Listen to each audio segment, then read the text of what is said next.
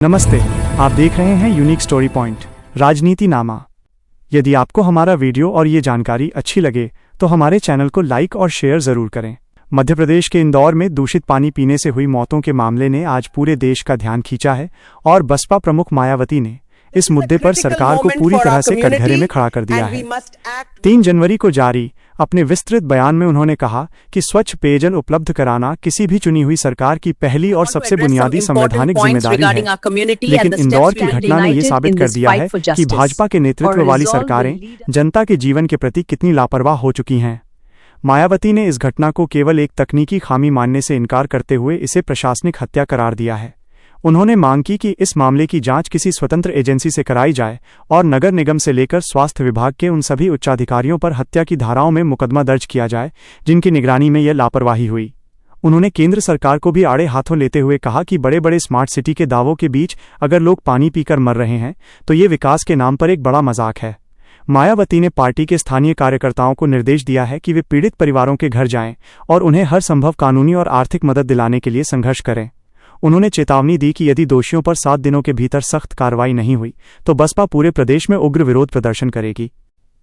चलो चलते हैं अगली खबर की ओर। साल 2026 की शुरुआत के साथ ही उत्तर प्रदेश की राजनीति में सरगर्मी तेज हो गई है, क्योंकि मायावती ने आज 3 जनवरी को उत्तर प्रदेश विधानसभा चुनाव 2027 के लिए अपनी बिसात बिछा दी है।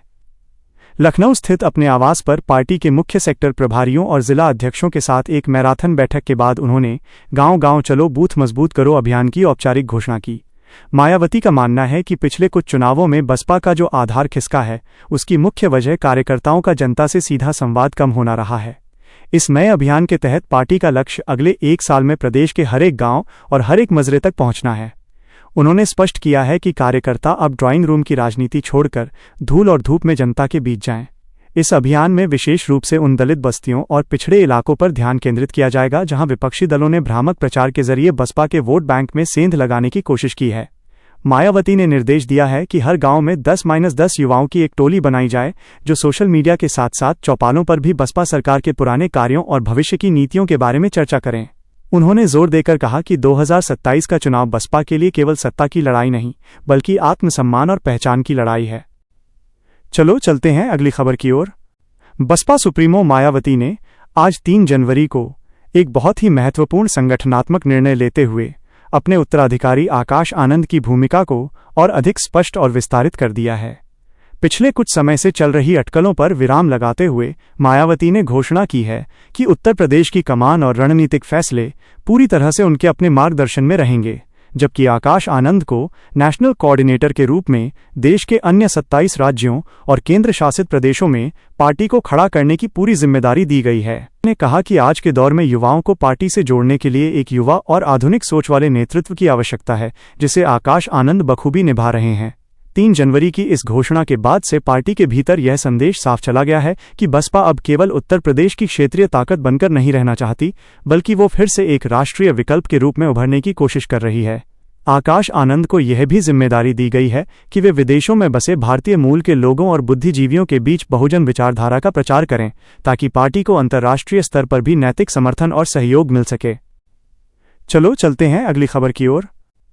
3 जनवरी की चौथी बड़ी खबर मायावती द्वारा 2007 के उस ऐतिहासिक सोशल इंजीनियरिंग फॉर्मूले को फिर से जीवंत करने के प्रयास से जुड़ी है, जिसने उन्हें पूर्ण बहुमत की सरकार दिलाने में मदद की थी।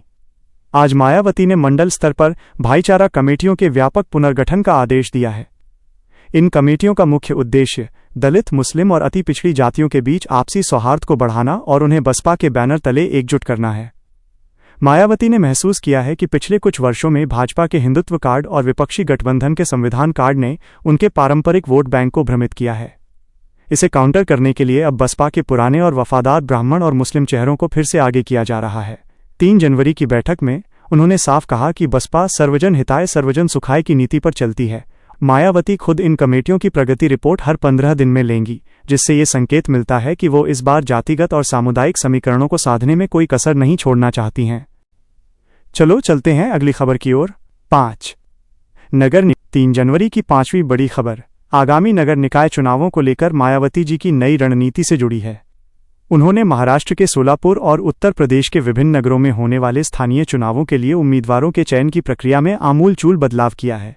मायावती ने स्पष्ट निर्देश दिए हैं कि इस बार टिकट का वितरण केवल धनबल या बाहुबल के आधार पर नहीं, बल्कि कार्यकर्ता की वफादारी और उसके सामाजिक कार्यों के आधार पर किया जाएगा। बसपा प्रमुख का मानना है कि निकाय चुनाव 2027 के विधानसभा चुनावों के लिए एक सेमीफाइनल की तरह हैं, इसलिए वे हर छोटी सीट पर अपनी जीत सुनिश्चित करना चाहती हैं।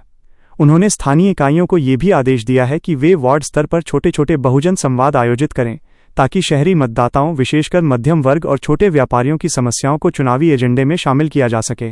इस नई नीति से पार्टी के पुराने कैडर में नई ऊर्जा का संचार हुआ है और टिकट के दावेदारों ने अब जनता के बीच अपनी सक्रियता बढ़ा दी है। चलो चलते हैं अगली खबर की ओर। राजनीतिक गलियारों में अक्सर ये चर्चा रहती है कि बसपा आगामी बड़े चुनावों में इंडिया गठबंधन या एनडीए के साथ जा सकती है, लेकिन आज 3 जनवरी को मायावती जी ने इन सभी अटकलों पर एक बार फिर विराम लगा दिया है। उन्होंने अपने संबोधन में 2 टूक शब्दों में कहा कि बसपा किसी भी गठबंधन का हिस्सा बनकर अपनी विचारधारा और जनाधार को कमजोर नहीं होने देगी। उनका तर्क है कि गठबंधन में शामिल होने से बसपा का वोट तो दूसरी पार्टियों को ट्रांसफर हो जाता है, लेकिन दूसरी पार्टियों का वोट बसपा को नहीं मिलता, जिससे पार्टी को नुकसान उठाना पड़ता है।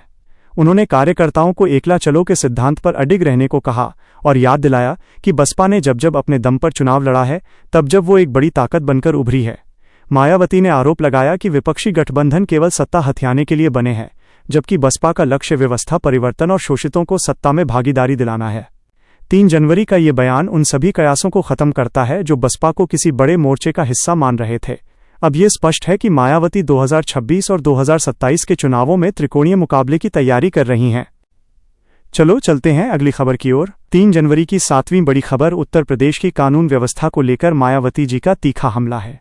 उन्होंने हाल ही में प्रदेश के विभिन्न जिलों में हुई आपराधिक घटनाओं, विशेषकर दलितों और महिलाओं के खिलाफ बढ़ते अत्याचारों पर गहरी चिंता व्यक्त की है। मायावती ने कहा कि वर्तमान सरकार केवल प्रचार में जीरो टॉलरेंस की बात करती है, जबकि हकीकत में अपराधी बेखौफ होकर घूम रहे हैं। उन्होंने मांग की कि सरकार जाति और धर्म का चश्मा उतारकर अपराधियों के खिलाफ निष्पक्ष कार्रवाई करे। मायावती ने यह भी आरोप लगाया कि वर्तमान में चुनिंदा अपराधियों पर ही कार्रवाई की जाती है, जबकि सत्ता के करीब रहने वाले लोग कानून का उल्लंघन कर रहे हैं। इस मुद्दे को लेकर उन्होंने पार्टी के कानूनी सेल को सक्रिय किया है ताकि अन्याय के शिकार लोगों को कोर्ट में मुफ्त कानूनी मदद दी जा सके। मायावती का ये रुख बताता है कि वे 2027 के चुनाव में सुशासन और सुरक्षा को अपना मुख्य चुनावी हथियार बनाने वाली हैं। चलो चलते हैं अगली खबर की ओर। सामाजिक न्याय के मुद्दे पर मायावती ने आज 3 जनवरी को केंद्र सरकार पर बड़ा दबाव बनाया है। उन्होंने मांग की है कि देश में तुरंत जाति आधारित जनगणना कराई जाए ताकि हर वर्ग को उनकी जनसंख्या के अनुपात में अधिकार और भागीदारी मिल सके। मायावती ने कहा कि बिना सही आंकड़ों के आरक्षण और जन कल्याणकारी योजनाओं का लाभ उन लोगों तक नहीं पहुंच पा रहा है जो वास्तव में इसके हकदार हैं। इसके साथ ही उन्होंने एक बार फिर अपनी उस पुरानी और ऐतिहासिक मांग को दोहराया कि निजी क्षेत्र, प्राइवेट सेक्टर में भी दलितों, पिछड़ों और अल्पसंख्यकों के लिए आरक्षण अनिवार्य किया जाना चाहिए। मायावती ने घोषणा की कि वे इस मुद्दे को लेकर आने वाले संसद सत्र और विधानसभा सत्र में अपनी पार्टी के सांसदों और विधायकों के जरिए जोरदार आवाज उठाएंगी। चलो चलते हैं अगली खबर की ओर। क्या आप शेष 3 जनवरी को मायावती ने 2007 के अपने ऐतिहासिक सोशल इंजीनियरिंग फॉर्मूले को धार देते हुए उत्तर प्रदेश के हर जिले में भाईचारा कमेटियों को पुनर्जीवित करने का आदेश दिया है। मायावती का मानना है कि विपक्षी दल केवल चुनाव के वक्त दलितों और मुस्लिमों को गुमराह करते हैं, जबकि बसपा का आधार ही इन वर्गों के सम्मान पर टिका है। उन्होंने पदाधिकारियों को निर्देश दिया कि वे मुस्लिम समाज के बीच जाकर उन्हें बसपा शासनकाल के दंगामुक्त माहौल की याद दिलाएं। इस रणनीति का मुख्य उद्देश्य समाजवादी पार्टी के वोट बैंक में सेंध लगाना और एक अभेद्य बहुजन गठबंधन तैयार करना है, जिससे 2027 में बसपा को पूर्ण बहुमत मिल सके। चलो चलते हैं अगली खबर की ओर। आज के दौर में सोशल मीडिया की ताकत को समझते हुए मायावती ने 3 जनवरी को बसपा के डिजिटल वॉर रूम को और अधिक सक्रिय करने के निर्देश दिए हैं। उन्होंने साफ कहा कि अब पार्टी की विचारधारा केवल रैलियों तक सीमित नहीं रहेगी, बल्कि उसे हर युवा के मोबाइल फोन तक पहुंचाना होगा। इसके लिए उन्होंने आकाश आनंद के नेतृत्व में एक विशेष टीम बनाई है, जो बसपा के गौरवशाली इतिहास और विकास कार्यों को छोटे वीडियो के माध्यम से प्रसारित करेगी। मायावती का मानना है कि युवा पीढ़ी को यह बताना जरूरी है कि आधुनिक उत्तर प्रदेश की नींव रखने वाले बड़े एक्सप्रेसवे और भव्य स्मारकों का श्रेय बसपा को ही जाता है। चलो चलते हैं अगली खबर की ओर। 3 जनवरी की समीक्षा बैठक में मायावती ने अपनी आगामी चुनावी घोषणापत्र की रूपरेखा पर भी चर्चा की।